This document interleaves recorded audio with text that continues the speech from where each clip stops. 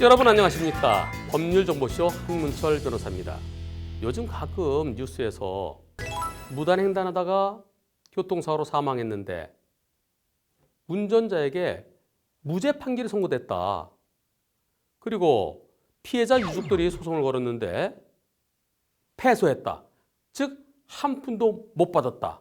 결국 무단횡단자의 100% 잘못으로 판결됐다. 이런 뉴스가 종종 나오고 있습니다. 그렇다면 무단횡단자의 100% 잘못일까요?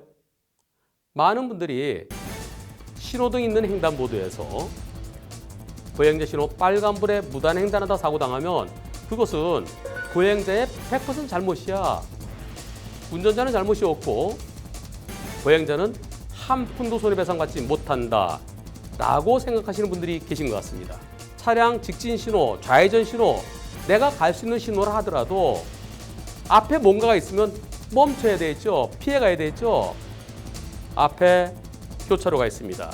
그리고 그 앞에 횡단보도가 있습니다. 신호가 차량 진행 신호입니다.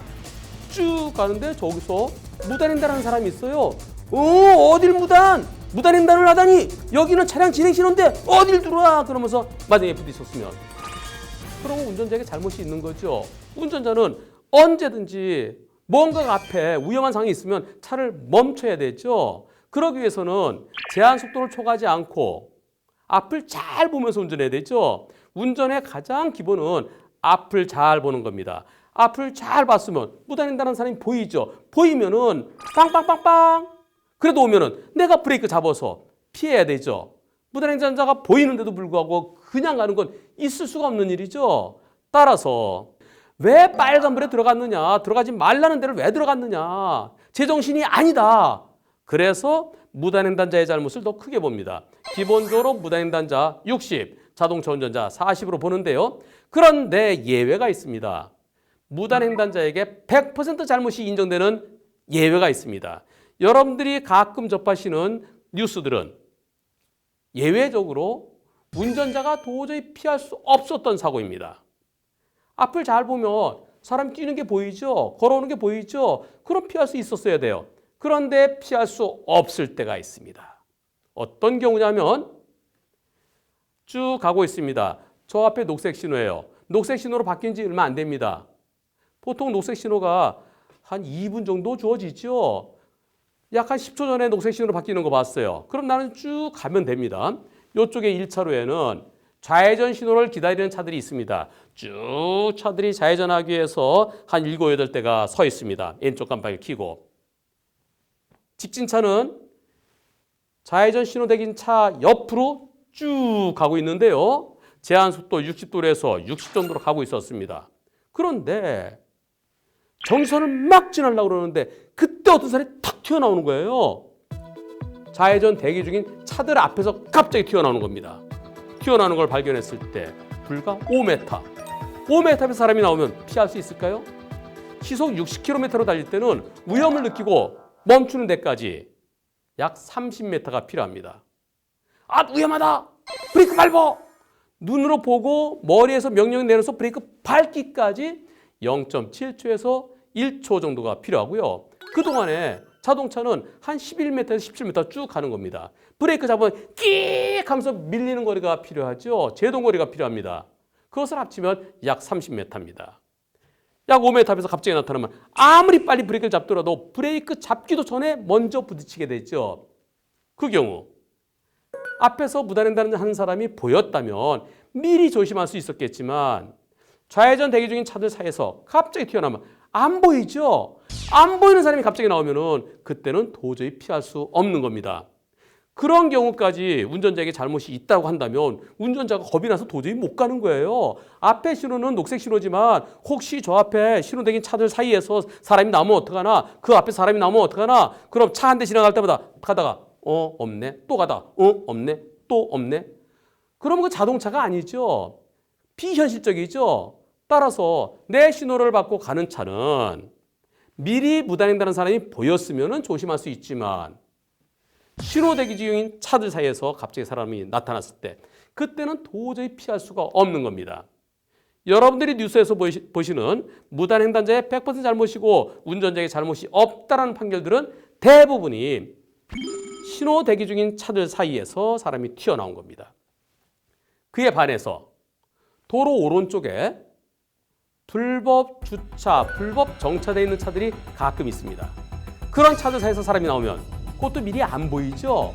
미리 안 보이고 바로 앞에 튀어나왔기 때문에 난 도저히 피할 수 없었다. 이렇게 주장하는 경우가 있는데요. 오른쪽에 불법 주정차되어 있을 때는 내 시야가 확보되어 있지 않지요. 혹시 저쪽에 인도 쪽을 걷다가 그 사이로 무단횡단하는 사람이 나올 수도 있습니다. 술 취한 사람 또는 어린이들, 그 경우는 좌우를 살피지 않고 그냥 나올 수가 있어요. 따라서 주정차되어 있는 차들 옆을 지날 때는 그쪽에서 혹시 사람이 나오면은 내가 어떻게 할 것인가 미리 생각하면서 가능하면 주정차되어 있는 차들과 거기서 또 좀 벗어나는 게 좋지요. 4차로의 차들이 쭉 서 있으면 3차로로 가면 매우 위험합니다. 2차로 쪽으로 가는 것이 안전하겠죠. 가운데서 신호 대기하고 있는 차, 그 차에 가렸을 때 그때는 운전자에게 잘못이 없다는 판결이 나오고 있지만 그러나 오른쪽에 주정차되어 있는 차들이 있을 때는 그때는 운전자도 항상 조심해서 운전해야만 되겠습니다.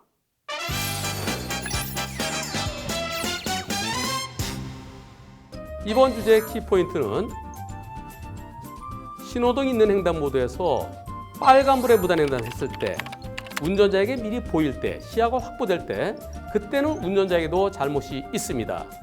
하지만 신호 대기 중인 차들 때문에 보이지 않았는데 정상적으로 지나가다가 갑자기 튀어나왔을 때 그럴 때는 운전자가 도저히 방법이 없지요. 하늘로 공중부양하지 않으면 도저히 피할 수가 없습니다. 따라서 무단횡단자의 100% 잘못이라는 판결이 계속 나오고 있습니다. 지금까지 법률정보쇼 한문철 변호사였습니다.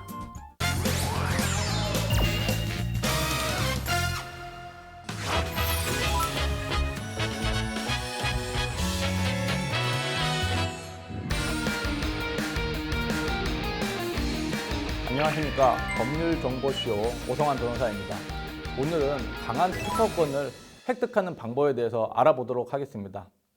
강한 특허를 획득하기 위해서는 우선 특허가 무엇인지 아셔야 합니다. 특허는 무엇이라고 생각하시나요?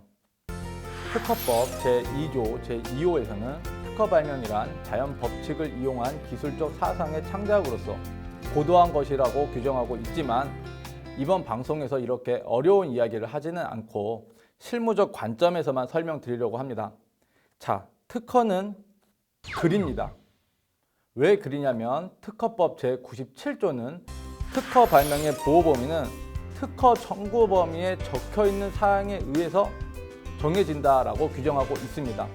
즉, 특허 청구 범위에 글로써 적혀 있어야 특허로 보호가 되는 것입니다. 특허 청구 범위라고는 것에 적혀 있지 않으면 특허로서 보호가 안 되는 것입니다. 부동산이나 토지 같은 유체물은 어디서부터 어디까지가 자신의 땅인지 정확히 알 수 있으나 무체재산권인 특허권은 특허권 본인도 자신의 특허권의 권리 범위를 모르는 경우가 아주 많습니다. 자, 특허 등록 공보를 직접 보시면 여러 가지 어려운 이야기가 쓰여 있습니다. 요약, 상세한 설명, 도면, 특허 청구 범위가 있는데 여기서 가장 중요한 것은 바로 특허 청구 범위입니다. 부동산의 등기부 등본을 떼보시면 어디서부터 어디까지가 본인의 부동산이다 라고 나와 있습니다. 바로 여기 특허 청구 범위가 여러분들의 특허 권리 범위인 것입니다. 그러나 많은 사람들이 자신들의 특허는 공보에 그려진 도면이라고 생각하는 경우가 굉장히 많습니다. 그러면서 자신의 특허 공보에 있는 도면과 유사한 제품만 발견하면 자신의 특허를 침해하였다고 흥분을 하면서 저를 찾아오는 경우가 아주 많습니다. 그러나 정작 그 특허를 자세히 보면 특허 청구 범위에는 전혀 다른 기술이 기재되어 있는 경우가 굉장히 많습니다. 정리를 하자면 특허 등록 공보에 있는 도면은 단순히 참고사항일 뿐이고 여기 특허 청구 범위에 기재되어 있는 부분만 바로 여러분의 특허로서 보호되는 것입니다. 특허 청구범위에 기재되어 있지 않은 사항은 절대로 보호가 되지 않음을 주의하셔야 합니다. 여기서 질문 하나를 드리겠습니다. 특허는 어떤 대가로 받는 것이라고 생각하십니까? 저희가 특허청에 돈을 내니까 돈을 지불한 대가로 특허를 받는 것이다 라고 생각하는 분들이 아주 많습니다. 그러나 돈은 부수적인 것이고요. 특허는 출원인이 자신의 기술을 공개한 대가로 받는 것입니다. 즉 특허청에서는 출원인이 특허 출원하면 출원 후 1년 6개월이 지나면 출원된 특허 기술 모두를 일반 공중에 공개합니다. 그때부터 경쟁업체에게 이 기술이 공개되고 누구든지 무료로 이 특허 기술에 대해서 알 수 있게 되어서 경쟁업체는 공개된 기술을 모방해서 업그레이드된 제품을 만들 수 있게 되는 것입니다. 그렇다면 자신이 수년 동안 연구한 아주 유용한 기술을 일반 공중에게 공개를 했는데 자신은 기술을 특허 청구범위에 제대로 기재하지 않아서 특허청으로부터 권리 범위가 아주 협소한 특허만을 받았다면 엄청난 손해를 본 것임을 아셔야 합니다. 최근 정부 지원금을 통해 무료로 특허 출원을 해주는 경우 등이 굉장히 많습니다. 이럴 때 어차피 무료로 하는 것이니 손해볼 것이 없다. 그런 마음으로 특허 청구 범위를 대충 기재해서 특허 출원을 하는 경우 등이 있습니다. 그리고 권리 범위가 아주 협소한 특허를 받아도 고맙게 생각하고 그냥 넘깁니다. 그러나 자신의 특허 기술이 모두 공개되고 자신은 무의미한 특허만을 받았다면 이것은 엄청난 손해이고 절대로 해서는 안 되는 것입니다. 자, 보시는 것처럼 특허의 종류는 크게 세 가지가 있습니다. 공격 특허, 방어 특허, 홍보를 위한 특허, 이렇게 세 가지가 있습니다. 공격 특허는 자신의 기술은 수년 동안 연구한 기술이므로 경쟁업체들이 절대로 이 기술을 사용해서는 안 되고 자신만 이 기술을 사용하겠다라는 것이 공격 특허입니다. 그러기 위해서는 권리 범위가 아주 넓어야 되며 이와 같은 공격 특허를 획득하기 위해서는 많은 노력과 많은 비용이 듭니다. 반면 경쟁업체가 내가 사용하는 것에 대해서 공격하지 못하도록 방어하는 특허가 바로 방어 특허입니다. 이는 경쟁업체가 이 기술을 사용하는 것에 대해서는 이 일을 하지 않겠다는 것입니다. 마지막으로 자신의 사업을 홍보하거나 국가로부터 지원금을 받기 위해 특허가 필요한 경우가 있는데 이럴 때 받는 특허는 바로 홍보를 위한 특허라고 합니다. 식당들을 가시면 특허받은 설렁탕 등이라고 쓰여 있는 것을 종종 볼 수 있는데요. 이와 같은 특허들은 대부분이 홍보를 위한 특허입니다. 이렇게 세 가지 특허가 있는데 각 특허마다 특성이 있고 필요성이 있습니다. 자신의 전략에 맞게 어떤 특허를 받을 것인지 미리 선정하고 진행을 하셔야 합니다. 대부분 자신의 특허는 공격 특허라고 착각을 하나 실제로는 홍보를 위한 특허인 경우가 아주 많습니다. 스타트업이 가장 많이 하는 오류가 자신의 아이디어에 대해 무의미한 특허를 취득하고 이 특허권이 자신의 기술이나 제품을 보호해 줄 것이라고 믿고 있는 것입니다. 즉 자신은 공격 특허를 가지고 있다고 해서 사업을 추진을 했는데 나중에 모방품들이 쏟아져 나올 때 공격을 할 수 없다면 불축의 손해를 입게 됩니다. 그러니 각 특허 종류에 맞게 자신의 사업 전략을 세워야 할 것입니다.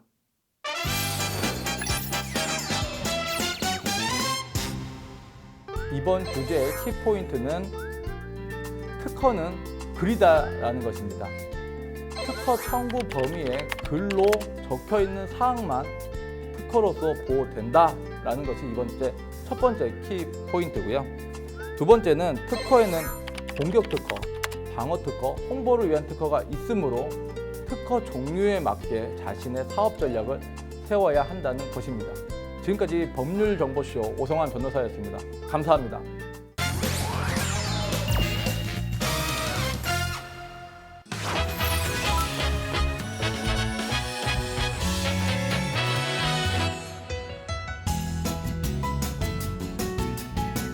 여러분 안녕하세요. 법률정보쇼 곽난주 변호사입니다.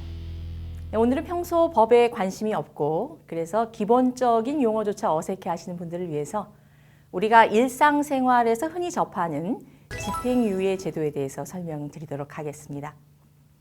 집행유예란 징역이나 금고 또는 500만 원 이하의 벌금을 선고하지만 선고 후 바로 집행하지 않고 일정 기간 연기해주고 그 기간 동안 별다른 잘못 없이 생활하면 애초 선고한 형을 집행하지 않는 제도입니다. 어떤 경우에 집행유예 선고가 가능한지는 형법 제62조에 규정되어 있는데요. 3년 이하의 징역이나 금고 또는 500만 원 이하의 벌금형을 선고할 경우에 그 정상에 참작할 만한 사유가 있는 때에는 1년 이상 5년 이하의 기간 형의 집행을 유예할 수 있다고 규정하고 있습니다. 즉 3년 이하의 징역이나 금고 또는 500만 원 이하의 벌금을 선고할 경우에만 집행유예 선고가 가능합니다. 따라서 법정형이 3년을 초과할 경우에는 집행유예가 불가합니다. 예컨대 뇌물죄의 경우에 뇌물 액수가 3천만 원 이상일 경우에는 일반 형법이 아닌 특정범죄 가중처벌 등에 관한 법률에 따라 가중처벌을 받게 됩니다. 이때 뇌물 액수가 1억 원 이상일 경우에는 무기 또는 10년 이상의 징역에 처하게 되어 있고 뇌물 액수가 5천만 원 이상 1억 원 미만일 경우에는 7년 이상의 유기징역에 처하게 되어 있습니다. 판사가 선처를 베풀 때 형법 제53조에 따라 장량감경이라는 절차를 통해서 법정형의 2분의 1을 깎아줄 수 있습니다. 이럴 경우 10년 이상의 징역형은 5년 이상으로 또 7년 이상의 징역형은 3년 6개월 이상의 징역형으로 낮출 수 있는데요. 이 경우에는 이렇게 판사로부터 선처를 받아도 3년을 초과하기 때문에 만약 5천만 원 이상의 뇌물을 받은 것이 인정이 되면 무조건 실형을 선고할 수밖에 없습니다. 따라서 혹시 주변에서 잘 아는 판사, 검사, 정치인한테 손 써서 집행유예로 나오게 해줄 테니까 거마비를 좀 주십시오 라고 요구한 사람이 있다면 이것은 명백한 거짓말이니까 절대 속지 마시기 바랍니다. 또 집행유예를 선고하려면 정상에 참작할 만한 사유가 있어야 합니다. 정상에 참작할 만한 사유는 피해자와 합의가 되었거나 또는 초범이거나 동종 전과가 없거나 또는 이미 상당 기간 수감되어 있어서 사실상 죄값을 치렀다고 볼만하거나 하는 것들입니다. 한마디로 판사가 보기에 굳이 실형을 선고해서 교도소에 가둘 필요까지는 없겠다 이렇게 판단되는 사정들이 있을 때 집행유예를 선고하게 됩니다. 집행유예 기간은 1년에서 5년까지입니다. 따라서 집행유예 8개월 또는 집행유예 7년 이런 선고는 있을 수 없겠지요. 그런데 집행유예가 선고가 법으로 금지된 경우가 있습니다. 법정형으로는 3년 이하의 선고가 가능한 경우라도 기왕에 금고 이상의 판결을 선고받은 뒤에 그 형의 수감 생활을 모두 끝냈거나 또는 면제받고 아직 3년이 지나지 않은 기간 동안에 죄를 지은 경우에는 집행유예를 선고받을 수 없습니다. 만약 A죄에 대해서 징역 1년을 선고받고 집행을 종료하거나 면제받은 후에 3년 내에 B죄를 저질렀다면 B죄에 대해서는 집행유예를 선고받을 수 없게 되는 겁니다. 자, 집행유예 기간을 아무 잘못 없이 넘어가면 어떻게 될까요? 그렇게 되면 형의 선고는 효력을 잃게 됩니다. 예컨대 징역 2년에 집행유예 3년을 선고받았던 사람이라면 애초 선고된 징역 2년형을 집행하지 않을 뿐만 아니라 형의 선고가 없었던 것으로 됩니다. 그런데 여기서 형의 선고가 없었던 것으로 된다는 것은 선고의 법률적 효과가 없어진다는 것이지 형의 선고가 있었다는 사실까지 없어지는 것은 물론 아닙니다. 우리들의 전과 기록은 수사기관 내부 전산망에 보관되어 있기 때문에 추후 또다시 잘못을 저질렀을 때에는 과거 전과 자료가 불이익하게 작용됩니다. 그래서 전과가 무섭다 이런 말을 하게 되는 거죠. 자, 그럼 집행유예 기간 중에 죄를 저지르면 어떻게 될까요? 집행유예 선고를 받은 사람이 유예 기간 중에 고의로 범한 죄로 금고 이상의 실형을 선고받아서 그 판결이 확정되었을 때는 집행유예 선고는 효력을 잃게 됩니다. 예컨대 징역 2년에 집행유예 3년을 선고받았는데 그 기간에 고의로 죄를 범해서 징역 6개월을 선고받았으면 집행유예 3년은 무효가 되고 집행이 유예되었던 징역 2년과 또 이번에 새로이 선고받은 징역 6개월을 합한 2년 6개월을 교도소에서 수감 생활을 해야 되는 겁니다. 따라서 집행유예 기간 중에는 숨도 크게 쉬지 말고 조심 또 조심하라는 말을 많이 합니다. 다만 이렇게 집행유예가 실효되는 것은 고의로 범한 죄로 처벌받았을 때 문제가 되기 때문에 교통사고와 같은 과실범의 경우에는 사안에 따라서 집행유예 기간 중 범죄임에도 불구하고 또다시 집행유예를 선고받을 수도 있습니다. 또한 집행유예 기간 중에 고의로 죄를 범했더라도 금고 이상의 실형을 선고받았을 때 문제가 되는 것이기 때문에요. 판사로부터 벌금형을 선고받게 되면 기존 집행유예는 무사하게 됩니다. 따라서 집행유예 기간 중에 또다시 잘못을 저질러서 재판을 받는 사람의 경우에는 아주 간절하게 벌금형의 선처를 부탁하게 되고 판사도 기존 집행유예 판결까지 실효시키는 것은 너무 가혹하다 이렇게 판단될 경우에는 피고인을 엄히 훈계하고 경고한 후에 벌금형을 선고하기도 합니다. 한편 도저히 벌금형의 선처를 받을 수 없는 사안이라고 판단될 경우에는 최대한 재판을 오래 끌고 가서 집행유예 기간을 도과시킨 뒤에 판결을 선고받기도 합니다.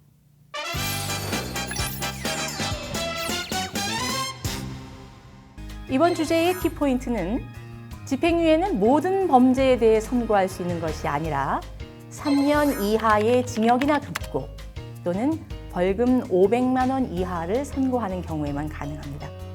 따라서 해당 죄명의 법정형이 높아서 징역 또는 금고 3년 이하를 선고할 수 없는 경우에는 집행유예 선고가 불가능합니다.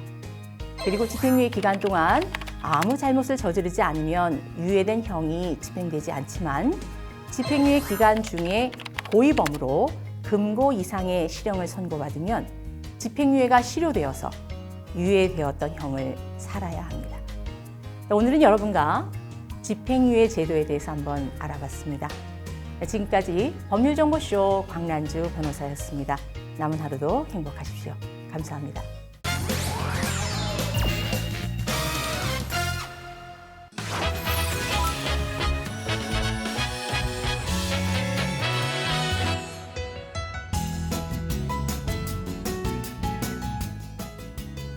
안녕하십니까. 법률정보쇼 이인철 변호사입니다. 이번 주제는 이혼과 관련된 여러분의 그 질문과 답변을 해드릴 거예요. 궁금하신 것들이 많은데요. 제가 이제 이혼 전문 변호사라서 여태까지 재판을 많이 해봤는데 아직도 저도 이제 궁금한 것도 많고 나날이 새롭게 배우고 있습니다. 자, 근데 여러분 얼마나 이제 궁금한 게 많으시겠어요? 자, 나는 뭐 이혼 안 할 거라고 관심 없다고요? 우리가 이제 안심할 수는 없습니다. 나는 이혼하고 싶지 않지만 만약에 상대방이 이혼 청구를 하게 될 경우에 어떻게 될까요? 정말 당황스럽겠죠. 이렇게 억울하게 이혼 소송 당하는 경우가 있기 때문에 오늘 주제도 꼭 기억하시기 바랍니다. 자, 예를 들어서 이제 아주 착실한 이제 아내분이 있었어요. 정말로 이제 살림도 열심히 하고 이제 애들도 잘 키우고 이제 남편도 이제 성공해서 이제 잘 살고 있는데 집에 갑자기 이제 딱 가니까 이혼 소장이 날라오고 남편이 며칠 전부터 좀 이상했는데 이혼을 하고 싶다고 해서 이혼 소장을 딱 이제 제출을 한 거죠, 법원에. 그러면 법원에 제출하게 될 경우에는 그게 이제 아내한테 송달이 되거든요. 아내분이 얼마나 놀랐겠습니까? 그래서 이제 남편한테 전화를 했어요. 당신 어떻게 된 거야? 남편이 이제 전화를 끊어버려요. 회사에도 찾아가 보니까 만나주지도 않고. 근데 이제 점점 기일은 다가오고. 자, 이때 어떻게 하면 될까요? 너무 당황하지 마시고 침착하게 대응을 하셔야 됩니다. 자, 그리고 전문가를 찾아가셔가지고 상담을 받으셔야 되는데 먼저 이혼을 할지 안 할지를 결정을 하셔야 돼요. 만약에 이혼을 하겠다. 그럴 경우에는 반소를 제기하시면 됩니다. 맞소송. 내가 오히려 피해자다. 잘됐다. 나도 이혼하고 싶은데 상대방이 잘못했으니까 위자료와 재산분할 좀 많이 받게 해주세요. 자녀도 내가 키워야 되니까 양육비 많이 받게 해주세요. 그렇게 이제 진행을 하게 되면 됩니다. 자, 이런 사건은 사실 어떻게 보면은 그렇게 어렵지가 않아요. 두 분 다 이제 이혼하기로 동의했고 자녀 같은 경우는 사실 뭐 이제 엄마가 잘 키우고 있으면 엄마가 키우고 뭐 재산 분할 같은 경우에는 뭐 이제 요즘 이제 5대5가 많이 나오니까 5대5나 뭐 아니면 뭐 4대6 뭐 아니면 3대7 이렇게 이제 비율대로 나누면 되는데 이제 재판이 어려워지게 될 경우가 있습니다. 그거 뭐냐면 한 명은 이혼을 원하는데 한 명은 이혼을 죽어도 원하지 않는 경우가 있어요. 이럴 경우에는 정말 재판이 어렵겠죠. 제가 만약에 판사라도 정말 골치 아픈 사건 같아요. 정말 남편은 아니면 아내는 너무너무 살고 싶지 않다고 너무너무 힘들다고 이혼 청구를 했는데 상대방은 아니다. 너무너무 이혼을 하고 싶지 않다. 우리는 우리 가정 행복하다. 가정을 지켜달라. 이렇게 주장할 경우에는 이럴 수도 없고 저럴 수도 없고 굉장히 고민이 되겠죠. 그럴 경우에 어떻게 판단하게 될까요? 자, 이것도 이혼 재판도 증거에 의해서 판단을 하게 됩니다. 증거가 가장 중요해요. 자, 예를 들어서 아내가 소송을 했는데 남편한테 폭행을 당했다고 소송을 하는 경우예요. 근데 남편은 때리지 않았대요. 자, 한 명은 맞았다고 하고 한 명은 안 때렸다고 하고 그러면 어떻게 이제 판단하게 될까요? 그것도 증거가 있어야겠죠. 자, 만약에 다른 어떤 사람한테 맞았다. 그리고 다치게 되겠죠. 병원 가면은 진단서를 떼게 될 거 아닙니까? 진단서를 발급받아야 됩니다. 폭력을 당했을 경우에. 자, 일반 진단서가 아니라 상해 진단서를 받으셔야 돼요. 상해 진단서에는 상해 원인란에 뭐 배우자의 구타 이렇게 적으시면 되겠습니다. 아니면 뭐 상대방이 외도를 했다. 아니면 뭐 시부모님이나 처가 식구가 부당한 대우를 했다. 욕설을 했다. 이 경우에도 상대방 배우자가 아니면 뭐 시어머니가 시아버지가 욕설을 했어요. 나를 너무 인격을 무시했습니다. 이혼하고 싶어요. 상대방이 안 했대요. 자, 이럴 경우에도 증거가 있어야 돼요. 자, 뭐가 있을까요? 욕을 하면은 녹음을 해야겠죠. 아니면 문자를 이제 보냈으면 문자를 캡처해야겠죠. 이게 다 증거가 있어야지만 이혼이 되는 게 우리나라니까 꼭 증거를 기억하시기 바랍니다. 자, 이런 경우가 있어요. 남편이 이제 뭐 하도 이제 잘못하면 외박도 많이 하고 술도 많이 먹고 하니까 아내가 이제 각서를 써달라고 요구합니다. 자, 그래서 남편이 각서를 써줘요. 아내가 이제 부르는 대로 해서 뭐 내가 한 번만 더 외박하면 뭐 당신이 원하는 대로 해주겠다. 이렇게 이제 각서를 받는 경우가 있는데 각서도 잘 쓰셔야 됩니다. 그래서 오늘 제가 이제 각서를 한번 가져왔으니까 결혼하신 분들 한번 참고하시기 바랍니다. 이렇게 이제 A4 용지에다가 제목을 각서하고 쓰시고요. 뭐 배우자가 잘못한 걸 구체적으로 쓰는 거예요. 뭐 언제 이제 폭행을 했다, 언제 외박을 했다. 자, 이렇게 쓰시고 또 이렇게 쓰는 경우가 있어요. 만약에 한 번만 더 잘못을 할 경우에는 이혼할 경우에 전 재산을 배우자에게 뭐 위자료하고 재산 분할로 준다. 이렇게 쓰고 도장을 찍는 경우가 있는데 이 각서가 정말 효력이 있을까요? 네. 많은 분들이 부부간의 각서는 효력이 없다고 이제 생각을 하시는데 부부간의 각서도 원칙적으로 아주 좋은 증거 자료가 될 수가 있습니다. 예를 들어서 아까 제가 이혼 재판도 증거가 있어야 된다고 했잖아요. 자, 다른 증거 아무것도 없는데 아내가 이 각서 몇 장을 갖고 있었다 그러면 이것도 증거가 되는 거예요. 왜? 남편이 잘못을 했기 때문에 각서를 작성을 했잖아요. 그렇기 때문에 각서를 꼭 보관을 하시고요. 각서도 반드시 이제 도장을 찍으셔야 되겠습니다. 도장을 찍어야지만 효력이 있는데 자, 많은 분들, 남편분들이 이렇게 주장을 하세요. 판사님, 이거 제가요 각서를 썼는지 안 썼는지 기억이 나지 않습니다. 아마 제가 술 먹었을 때 그냥 정신없이 쓴 것 같습니다. 아니면은요 아내가 이제 협박을 해가지고 어쩔 수 없이 각서를 썼습니다. 자, 이럴 경우에는 각서가 효력이 있을까요, 없을까요? 원칙적으로 법적으로 하면은 술에 만취한 경우에 작성한 각서는 의사 능력이 없기 때문에 무효죠. 아니면 이제 아내가 정말로 폭행이나 협박을 해가지고 어쩔 수 없이 각서를 썼다. 그렇게 취소할 수 있죠. 하지만 이것도 역시 입증이 어려워요. 무효와 취소를 주장하는 남편이 그걸 입증해야 되는데 사실 그 입증은 거의 불가능하다고 볼 수 있기 때문에 각서는 한번 적으면 그게 증거가 된다고 볼 수가 있습니다. 꼭 기억하시기 바라고요. 자, 아니면 남편도 밉지만 시부모님이 더 밉다. 시어머니가 밉기 때문에 나는 이혼도 하고 시어머니에게도 꼭 위자료 청구받게 해주세요. 이럴 경우에는 어떻게 될까요? 자, 우리 법원에서는 이 남편 가족, 아내 가족은 어떻게 보면 하나의 인격체라고 볼 수 있기 때문에 그럴 경우에는 취하를 보통 권고하니까 이 고부 갈등 같은 경우에는 남편이 중재자 책임이 없다고 해서 남편한테 포괄적으로 책임을 묻고 있으니까 그것도 기억을 하시기 바랍니다. 자, 예를 들어서 남편이 집을 나갔어요. 아내가 집을 나가서 뭐 1년 동안 연락이 없습니다. 자, 소송을 해도 상대방이 출석을 하지 않아요. 이럴 경우에도 과연 이혼이 될 수가 있을까요? 될 수가 있습니다. 만약에 협의혼 같이 반드시 두 명이 법원에 같이 가야만 이혼이 된다면 한 명이 계속해서 출석을 하지 않는다면 영원히 이혼이 되지 않는다는 그런 아이러니가 발생할 수 있기 때문에 우리 법원에서는 공시송달 제도라는 것을 마련하고 있어요. 상대방이 몇 번 이제 송달을 거부할 경우에는 상대방한테 이제 공시송달을 해서 상대방이 출석하지 않은 상태에서 이제 이혼 소송을 할 수가 있으니까 그것도 참고하시기 바랍니다. 자, 이혼하게 될 경우에는 자녀 문제도 중요하고 또 재산 분할도 중요한데요. 자, 그러면 재산 분할, 일단은 무슨 재산이 있는지 알아야지만 재산 분할을 받을 수가 있잖아요. 그래서 평상시에 우리 부부의 재산이 무엇이 있는지를 꼭 참고하시고요. 참고로 말씀드리면 우리 민법은 부부 별산제라고 볼 수가 있습니다. 자, 부부가 일방으로 취득한 재산은 그 사람 명의 재산이에요. 저는 좀 이게 부당하다고 생각을 하는데, 왜냐하면 예를 들어서 남편 명의로만 재산이 다 돼 있다, 아내 명의로만 다 재산이 다 있다. 근데 이것을 만약에 별산제를 엄격하게 인정하면 그 사람이 마음대로 처분할 수도 있고, 혹시 이혼하게 될 경우에는 재산을 주기 싫어가지고 일부러 이혼을 거부하는 경우도 저도 꽤 많이 봤어요. 실제로는 부부가 이미 파탄이 됐는데 정말로 이 정말 그 억대의 재산, 수십억 대의 재산을 상대방에게 위자료와 재산 분할을 뺏기고 싶지 않아가지고 겉으로만 이혼 안 한다고 그렇게 연극하는 경우가 있어요. 그래서 가급적이면 부부 재산은 공동 명의로 하거나 아니면 이제 부부가 평등하게 그렇게 이제 하는 것이 좋다고 생각을 합니다.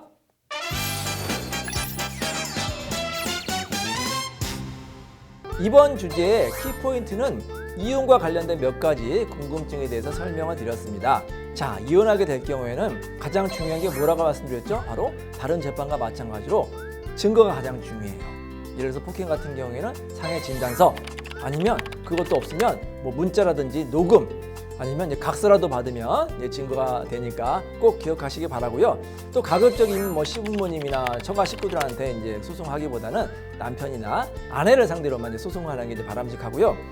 또 갑자기 내가 이제 억울하게 이혼 소송을 당했다, 너무 당황하지 마시고 침착하게 전문가 상담을 받으시고 먼저 이혼을 할지 말지를 이제 결심을 하셔야 됩니다. 이혼을 만약에 하겠다고 결심할 경우에는 적극적으로 반소를 하시면서 위자료와 재산분할, 양육비를 청구하시고요.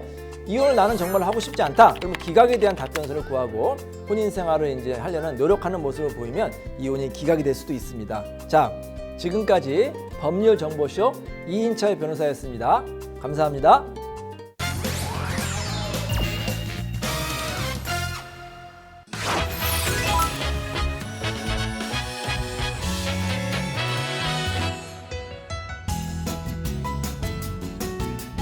안녕하십니까? 법률정보쇼 남윤국 변호사입니다. 오늘은 실제 있었던 사례 등을 통하여 권리금 보호 문제와 관하여 알아보는 시간을 가져보겠습니다. 이 사례는요, 재개발 지역에서 문제가 돼서 이제 권리금 소송이 일어났던 사례입니다. 재개발이나 재건축과 관련해요, 권리금 소송이 많이 일어날 수 있는 여지가 있다는 점을 생각하셔서요, 관련된 사건들이 있으신 분들은 주의 깊게 들어보시기 바랍니다. 이 사안에서 임대인 A씨는 2014년 11월경에 재개발이 예정돼 있던 지역에 위치한 상가 건물을 구입하였습니다. 당시에 임차인 B씨는 그곳에서 이미 장사를 한 4년 정도 하고 있었습니다. 그래서 임대인 A씨는 상가 건물을 구입하게 됨으로써 상가 건물 임대차 보호법에 따라 임대인의 지위를 그대로 승계하게 됩니다. 2015년 11월경이 계약이 만료가 되는데요. 그로부터 약 2개월 전에 임차인 B씨가 그곳에서 장사를 하겠다는 C씨와 권리금 계약을 하고 그 C씨를 A씨에게 데려오면서 임대인 A씨에게 C씨와 임대차 계약을 체결해달라, 이런 요구를 합니다. 임대인 A씨는 무슨 소리냐, 조금만 지나면 재개발이 진행되는데 그렇게 되면 건물을 다 철거해야 될 판인데 그때가 되면 C씨는 당장 가게를 비워줘야 할 것이기 때문에 C씨가 피해를 입게 된다, 이런 이유들을 들어서 계약 체결을 거부하게 됩니다. 그렇게 옥신각신 하다가요, 결국 B씨가 A씨 때문에 C씨로부터 받을 수 있었던 권리금 상당의 손해를 입었다고 하면서 A씨에 대하여 권리금 손해배상을 구하는 민사소송을 제기하게 되었습니다. 법원은 임차인인 B씨가 C씨를 데려왔던 시점에는 이미 재개발이 상당히 진행되고 있었다는 점 등 그 외에 여러 가지 점이 있었지만 그런 점들을 고려하여 A씨가 신규 임대차 계약을 체결을 거부한 데 대하여 정당한 사유가 있다고 판단하여 B씨의 권리금 손해배상 청구를 기각하였습니다. 물론 개별적인 사례에서요, 법원이 모두 동일하게 판단을 하지는 않을 것으로 생각이 듭니다. 즉, 재개발 지역에 있는 상가라고 해서 모두 권리금 보호가 적용되지 않는다라고 단적으로 말할 수 없다는 것이죠. 하지만 이 사례에서 얻을 수 있는 교훈은요, 이미 재개발 절차가 상당히 진행되어 머지않은 장래에 철거가 예상된다면 임대인에게는 목적 건물의 점유를 회복할 필요성이 인정될 수도 있다는 것입니다. 그런 경우라면 임차인의 권리금 회수 기회가 보장되지 않을 가능성이 높겠지요. 하지만 반면에 실제 이것도 있었던 사례인데요. 임대인이 재건축을 주장하면서 신규 임대차 계약을 해줄 수가 없다라고 주장하면서 권리금 손해배상 청구 소송이 들어왔던 사례에서 임차인의 권리금 손해배상 청구를 인정했던 사례가 있기도 합니다. 이 사례에서는요, 임대인이 본인의 임의적 필요성에 따라서 또 사실 그 재건축을 정말 할 것인지 그 가능성이 좀 불분명한 경우도 있었습니다. 그래서 신규 임차인의 주선을 무조건적으로 거부했던 사례인데요. 해당 사례에서는 권리금 손해배상 청구가 인용이 되었습니다. 사실 재개발, 재건축이다 뭐라고 하더라도요, 각각의 사안에서 구체적인 사실들이 좀 다 다릅니다. 그래서 이런 사례들을 갖고 일률적으로 판단하는 우를 범하지는 마시기 바랍니다. 그럼 다음으로 권리금 분쟁을 예방하기 위해서 임대인과 임차인은 어떻게 해야 할까라는 것에 대해서 말씀드리겠습니다. 권리금 문제와 관련하여 임대인과 임차인 간의 권리금 손해배상 소송 등으로까지 발전하는 가장 큰 이유가 무엇일까요? 저는 기존에 임대인의 어떻게 보면 의지에 달려있던 이 권리금에 관한 문제가 법으로 강제화되었기 때문에 이런 문제가 발생한 것이 아닐까라는 생각을 해봅니다. 임대인의 입장에서는요, 본인의 건물을 본인의 필요에 따라 마음대로 사용하게 될 수 없게 됐다라는 박탈감에서 임차인에 대해서 굉장히 감정적으로 대응이 격해지는 경우가 많이 있습니다. 반대로 임차인의 입장에서는요, 권리금 보호 조항을 확대 해석해서 임차인이 신규 임차인을 데려가기만 하면 기존 조건과 크게 다르지 않게 임대인은 무조건 계약을 체결해 주어야 하고, 그렇지 않으면 임대인은 손해배상을 해야 한다라고 믿고 계시는 경우들이 종종 있습니다. 사실 상가 건물 임대차 보호법상에 권리금 조항이 시행된 지 벌써 만 3년이 되어가지만 아직도 많은 오해들이 남아 있습니다. 임대인의 입장에서는요, 임차인의 노력에 의해서 형성된 가치인 권리금을 임차인이 회수할 수 있도록 적극적으로 협조하고 도와주려는 태도를 가지실 필요가 있습니다.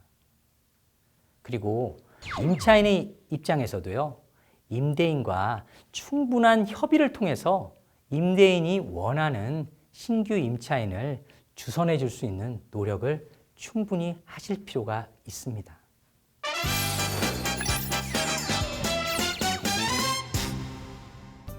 이번 주제의 키포인트는 첫째, 임대인이 목적 건물의 점유를 회복할 필요가 있는 경우 신규 임차인 주선을 거부하더라도 권리금 손해배상은 인정되지 않을 수 있다. 둘째, 임대인은 임차인이 권리금을 회수할 수 있도록 협조해야 하고, 임차인은 임대인에게 적합한 신규 임차인을 주선하려는 노력을 해야 한다.